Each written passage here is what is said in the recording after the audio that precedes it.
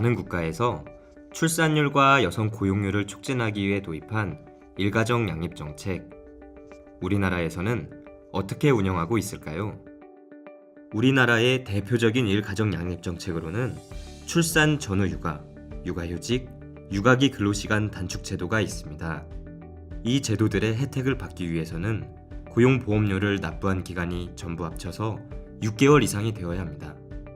구체적인 이용 현황을 살펴보면 출산 전후 휴가의 경우 급여 수급자는 2015년 건강보험 직장 가입자 분만 인원 가운데 84.6%로 활용도가 높습니다. 육아휴직의 경우 남성 육아휴직 보너스 제도라 하여 같은 자녀에 대해 엄마에 이어서 아빠가 육아휴직을 할 경우 급여를 더 높은 비율로 지원하고 있습니다.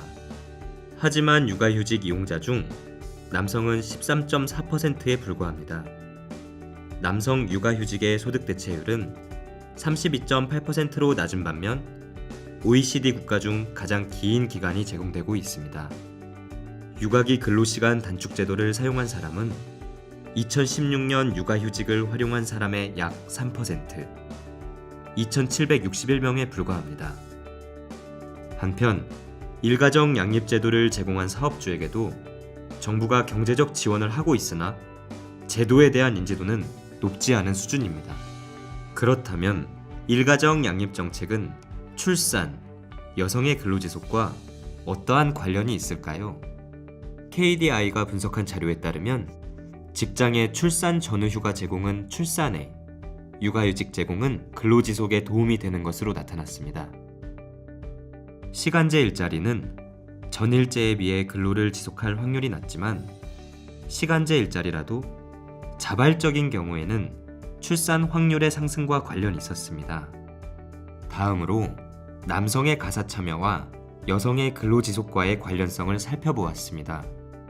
지난 10년간 총 가사 시간은 줄었지만 맞벌이 가구 여성이 부부 총 가사 시간의 80% 이상, 가사 대부분을 담당하는 것은 거의 변하지 않았습니다.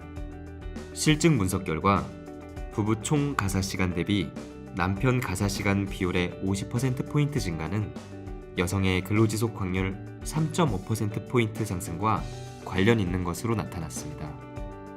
따라서 우리나라 여성의 출산과 근로지속을 제고하기 위해서는 이들과 밀접한 관련이 있는 일가정 양립 정책에 대한 접근성과 남성 가사 참여를 확대하는 방안을 모색해야 합니다. 일가정 양립 정책의 각종 급여 혜택을 받기 위해서는 고용보험에 가입되어 있어야 하므로 우선 여성 근로자의 고용보험 가입률을 높여야 합니다. 한편 고용보험에 가입했더라도 제도를 활용하지 못하는 사례도 있습니다. 따라서 일가정 양립 제도를 안내하고 피해 발생 시 구제책을 마련해주는 노무적 지원을 확대해야 합니다. 일가정 양립 제도 미이행 의심 사업체에 대한 철저한 감독도 필요합니다. 가령건강보험의 임신정보와 고용보험의 일가정 양립제도 활용 내역을 연계해 일가정 양립제도 제공이 저조한 사업체 관리에 힘쓴다면 더 많은 여성 근로자가 혜택을 받을 수 있습니다. 또한 사업주의 일가정 양립 지원에 대한 부정적 인식을 낮추기 위해 사업주 지원 제도에 대한 홍보를 강화할 필요가 있습니다. 그리고 사업체에서 육아기 근로시간 단축으로 인한 단시간 근로자를 활용할 경우에는 직무와 성과 배분 노하우를 전달하고 대체 인력 운영 컨설팅도 제공하여야 합니다.